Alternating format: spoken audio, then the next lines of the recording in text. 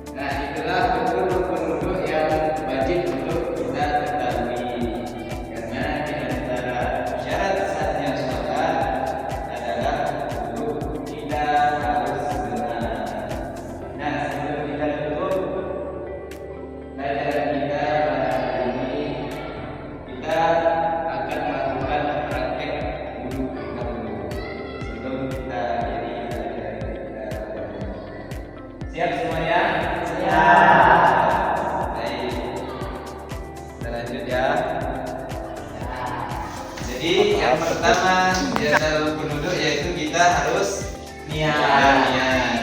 Nah, ada pun yang kedua, apa yang harus kita basuh? Muka. Basuh muka. Membasuh muka. Nah, niat itu letaknya ketika kita berbarengan dengan membasuh muka. Jadi ketika kita membasuh muka, itulah kita berniat. Nah, ini batas membasuh muka tadi daripada awal tumbuhnya rambut sampai ke dagu. Nah, adapun untuk lebarnya dari anak telinga kanan sampai anak telinga kiri. Paham semuanya? Paham. Nah, rukun yang ketiga di antara rukun itu apa? Membasuh tangan. Ya, ini membasuh kedua Tangan. Dari mana sampai mana? Dari ujung kuku sampai ke siku. Dari ujung kuku sampai ke kuku. Maka apa yang ada di antara tangan kita ini semuanya harus dibasuh. Dari ujung kuku sampai ke kuku. Dari utama kita dahulukan tangan kanan dulu, baru tangan kiri. Baik, paham semuanya? Paham. Nah, yang keempat apa? Di antara rukun yang keempat, Mengusap sebagian kepala. bagus. Mengusap sebagian Kepala.